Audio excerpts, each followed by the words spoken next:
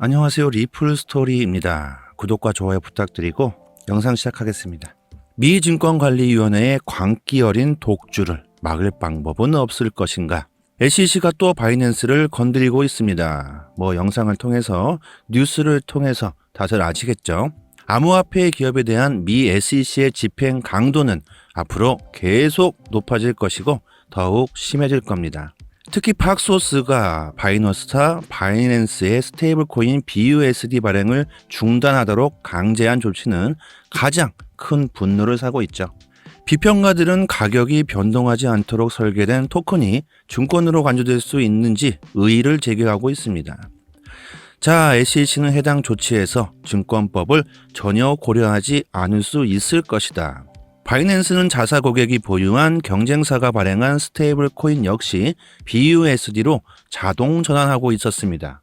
이런 관점에서 이번 사태는 증권성 문제가 아닌 반독점 관련 사항에 가깝다고 생각합니다.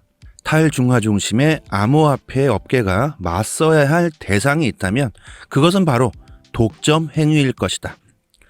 그러나 왜 그 주체가 SEC가 돼야 하는가요?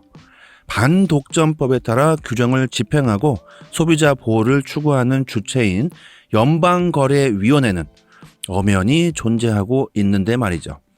자, 여기서 두 가지 사실을 알 수 있습니다. 첫 번째, 암호화폐에 대한 명확한 법적 경계가 없는 상황에서 SEC는 권한을 주장할 수 있는 모든 곳에서 그 권력을 아주 마구잡이로 휘두르고 있다.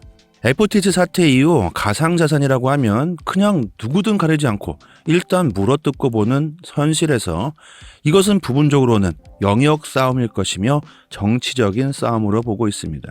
둘째, 암호화폐 업계는 미국 정부 내에서 네 편 내 편, 친구와 적을 가르고 있으며 지혜롭지 못하게 행동을 하고 있다고 생각합니다.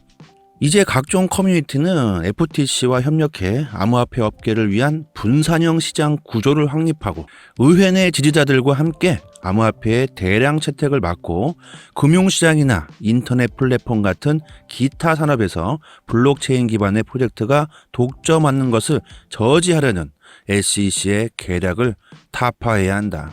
지금 보고 계시는 기사는 SEC의 독주에 대해서 그리고 암호화폐가 규제에 맞서서 앞으로 어떤 행동을 취할 것인지에 대해서 논평을 하고 있습니다. 현재 암호화폐 업계는 SEC를 저승사자로 보고 있죠. 그도 그럴 것이 게리 겐슬러 의장은 바이낸스, 팍소스, 크라켄, 테라, 루나 및 보이저 디지털 자산 사태에서 채권자들에게 이목을 끌만한 행동을 쏟아내고 있습니다. 이 정도면 거의 관심받고 싶어 하는 병에 걸린 거 아닐까요? 먼저 바이낸스 팍소스 사태를 한번 봅시다. 지난달 13일 팍소스는 SEC로부터 민사소송이 시작될 수 있음을 알리는 월스 노티스를 전달받았고 그러면서 뉴욕 금융감독국의 명령에 따라서 BUSD 토큰 발행을 중단할 것이라고 발표했습니다. SEC는 BUSD가 미등록 증권이라는 이유로 팍소스를 고소할 것이다. 이런 건데 달러의 1대1로 고정된 BUSD에 대한 SEC의 주장은 너무나도 당혹스러웠습니다. 안정적인 가치를 나타내는 토큰이 어떻게 하위 테스트를 충족한다는 말인가? 하위 테스트, 이거 모르시는 분들 계실 것 같아서 잠시 설명을 드리자면 하위 테스트라는 건 미국 대법원에서 4가지 기준에 해당할 경우 투자로 보고 증권법을 적용하도록 하는 테스트를 말하고 있습니다. 이에 따라서 특정 투자 수단이 증권이 되려면 투자자가 수익을 기대할 수 있어야 한다는 거죠. 자, 그런데 어떻게 SEC는 안정적인 스테이블 코인을 미등록 증권이라고 우기는 것일까?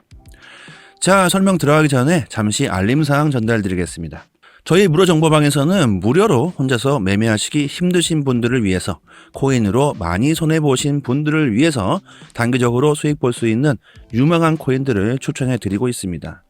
어느 지점에서 매수하고 어느 선까지 오면 팔아야 하는지 아주 디테일하게 설명드리고 있고 최근 사례를 보면 구독자분 스택스 코인을 추천드렸었고 30% 수익권에서 빠져나오시라고 말씀을 드렸었는데 구독자분 100% 수익 보시고 감사의 문자를 보내주셨습니다.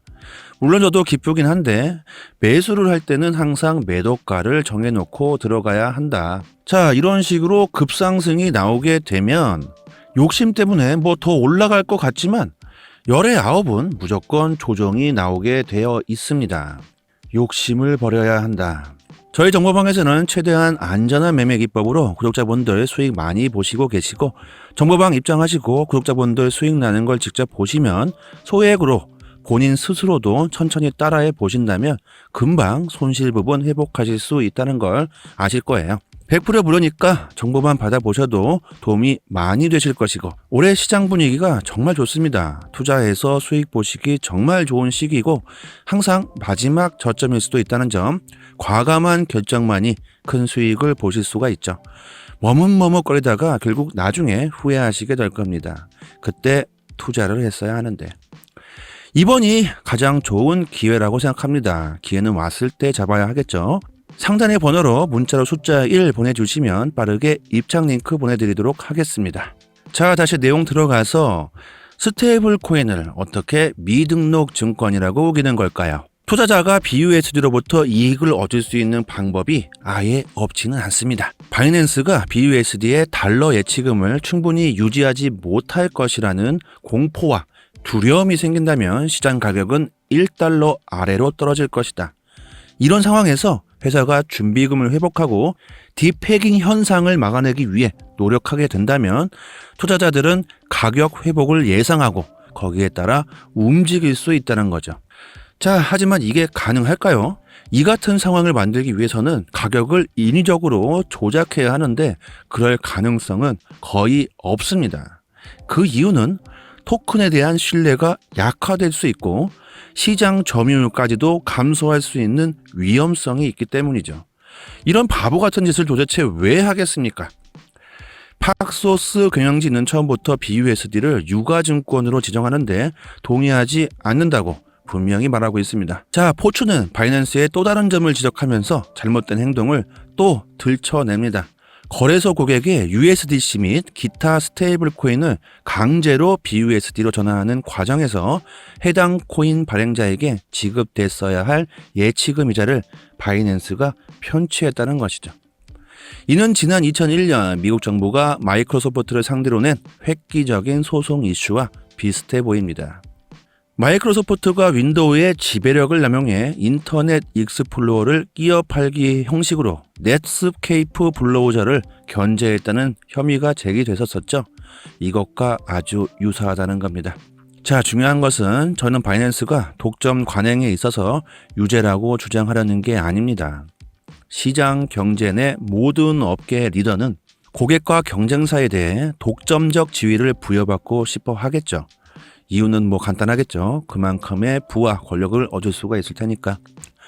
루즈벨트 시대에 탄생한 반독점법이 당시로서는 획기적인 조치로 받아들여졌던 이유가 바로 여기에 있죠.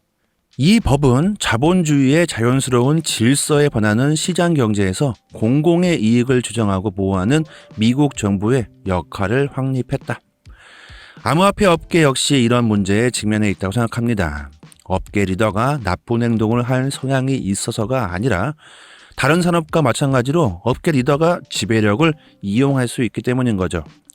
암호화폐 업계가 다른 산업과 다른 점은 업계의 핵심 기반이 근본적으로 중앙 집중화 시스템에 저항하고 중앙 집중화의 현실과의 사이에서 끊임없는 긴장감을 조장한다는 점이죠. 그렇다면 더 많은 암호화폐 업계 참가자들의 경쟁을 촉진하기 위해 FTC 같은 정부 기관과 왜 손을 잡지 않고 있을까? 그 이유는 무엇일까요? 자, 한 가지 이유는 정부에 대한 일반적인 혐오감 때문일 것입니다. 암호화폐 업계는 누군가의 개입 자체를 싫어하죠. 블록체인 원리 자체도 그렇죠. 비개입을 선호합니다. 이는 자본주의, 자유주의의 성향과도 일치하고, 소프트웨어 개발자들은 국가의 왜곡된 개입 없이 독점적 형태를 파괴하고 비중개적인 방법을 선호하고 있습니다. 저는 개인적으로 이건 잘못된 방향이라고 생각을 합니다. SEC를 보면 알 수 있듯이 지난 몇 개월간 실제로 일어난 사건으로 저희는 알 수 있습니다. 정부는 암호화폐 산업의 발전을 억제할 수 있는 강력한 권한을 가지고 있다. 단기적으로는 그렇다는 거죠. 장기적으로는 규제를 하든지 말든지 간에 결국엔 쓸 수밖에 없죠. 받아들이지 않는 나라는 그만큼 미래에 도태되어 버릴 겁니다. 그 이유는 여러분들께서도 잘 아실 겁니다. 자, 정부가 억제할 수 있는 권한이 강력하다. 이렇다는 것은 반대로 생각한다면 엄청난 발전을 가져다 줄 수 있는 권한 또한 강력할 수 있다는 겁니다. 업계 리더라면 그 힘을 인식하고 진취적으로 활용해야 한다고 생각을 합니다. 규제는 결국에는 암호화폐 산업을 발전시킬 수 있는 원동력이 될 것이라고 이제는 다들 아실 겁니다. 자, 리플 홀더분들, 수많은 암호화폐 여러분들, SEC와 리플의 소송이 마무리가 될 것 같은 느낌 점점 다가오고 있습니다. 리플 계속해서 상승하고 있는 걸 보면 더욱 그런 느낌이 듭니다. 다 함께 힘내고 한번 지켜보자고요. 그리고 혹여나 하락한다고 해서 절대 멘탈 흔들리지 마시길 바랍니다. 저희 정보방 입장하시고 많은 리플 홀더분들과도 대화도 나눠주시면서 멘탈 관리하시면 좋겠습니다. 자, 마지막까지 영상 시청해 주신 점 진심으로 감사드리고 구독과 좋아요는 영상 제작에 아주 큰 힘이 됩니다. 감사합니다.